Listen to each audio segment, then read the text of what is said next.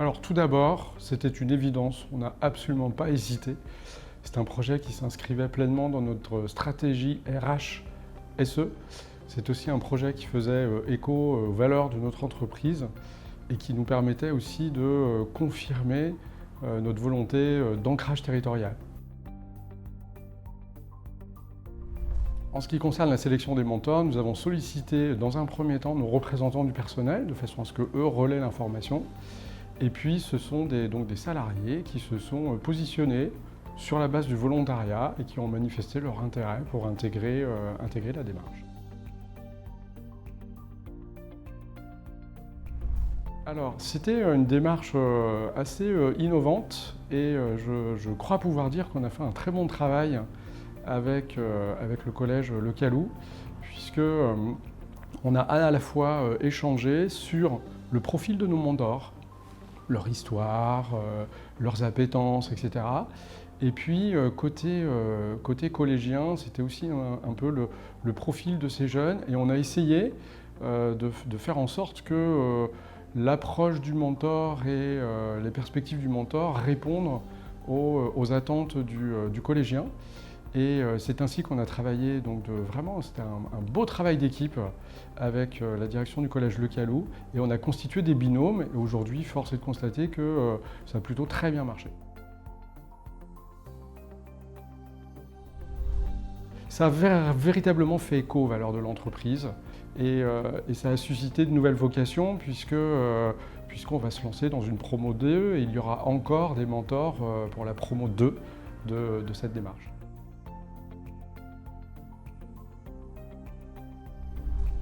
Alors, coordination de ce projet par l'AFDET, importante notamment en matière d'accompagnement et de formation des mentors. Ensuite, ce qui était très important, et c'est aussi, je crois, ce qui a contribué au succès de cette démarche, c'est permettre au mentor de prendre confiance, de bien repositionner son rôle, de ne pas sortir du cadre. Le mentor est là pour accompagner, pour répondre aux questions, pour ouvrir le champ des possibles. Il n'est pas là pour se substituer à la famille. Et je crois que ça a été un soutien important pour les mentors.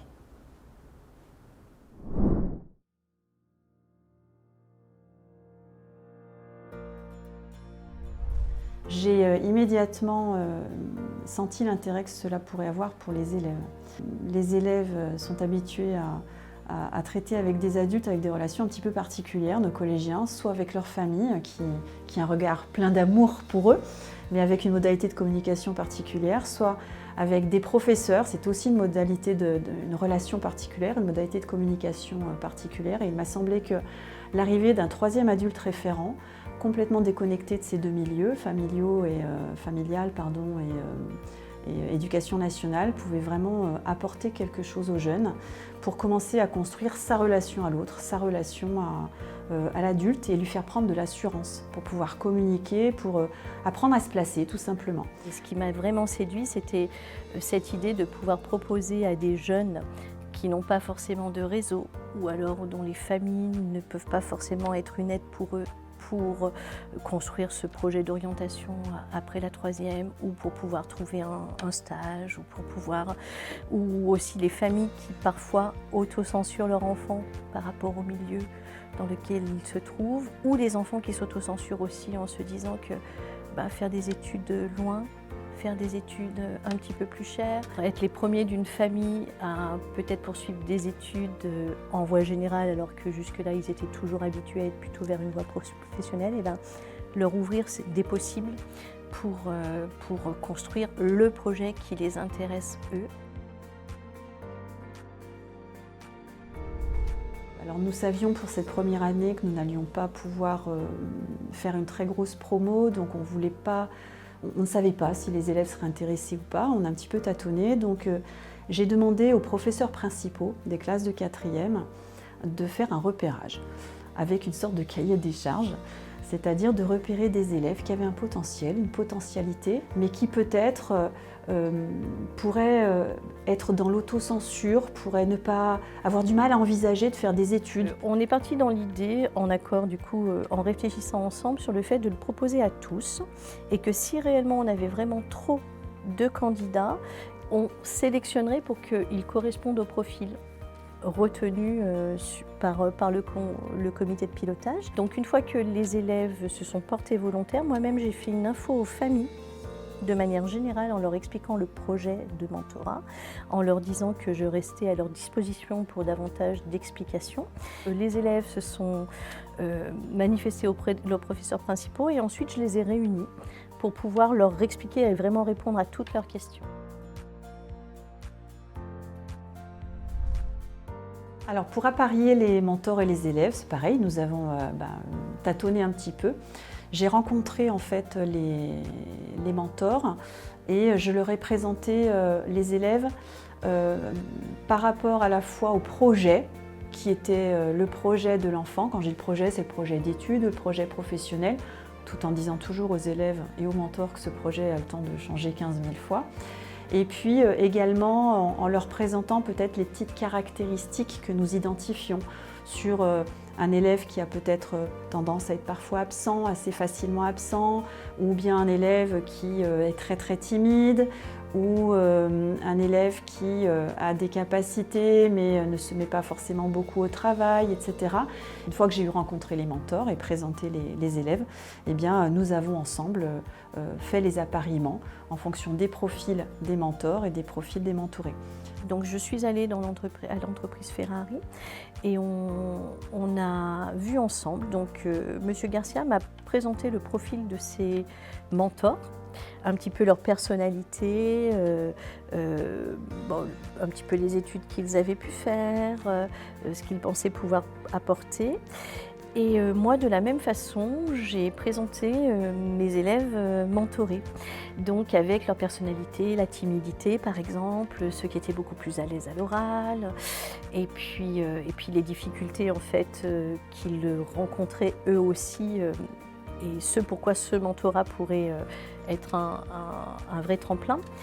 Et ensuite, on a vu ensemble les duos qu'on pouvait effectuer.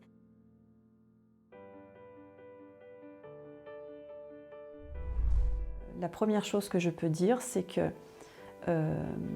à la rentrée de septembre, les élèves qui ont été mentorés en 4e ont tous souhaité se réengager. Il n'y avait rien de systématique, on le leur a proposé. Et ça, pour nous, ça a été aussi quelque chose de vraiment intéressant. Parce qu'on aurait pu penser qu'après plusieurs mois de rendez-vous réguliers avec un adulte, ils auraient pu se lasser, ce sont des adolescents, et tous ont souhaité se réengager de façon volontaire, ça veut dire qu'ils y ont vraiment trouvé un intérêt. La deuxième chose, c'est que j'ai eu la satisfaction de constater également au conseil de classe du 2e semestre que parmi tous nos mentorés, eh bien, une évolution positive avait été notée en classe dans l'investissement scolaire. Ils ont vraiment trouvé que cette relation avec cet adulte qui n'était pas soit leurs parents, soit les professionnels que nous sommes pour leur parler d'orientation, avait été très enrichissante pour eux. Il y a plusieurs familles qui ont pu dire que les enfants avaient avancé dans leur projet et étaient davantage fixés maintenant.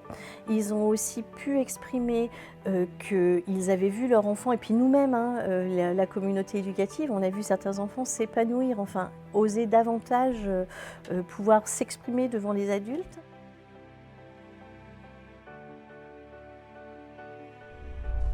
Cet accompagnement de l'AFDET vis-à-vis des mentors pour vérifier que tout se passe bien, pour pouvoir répondre aux questions.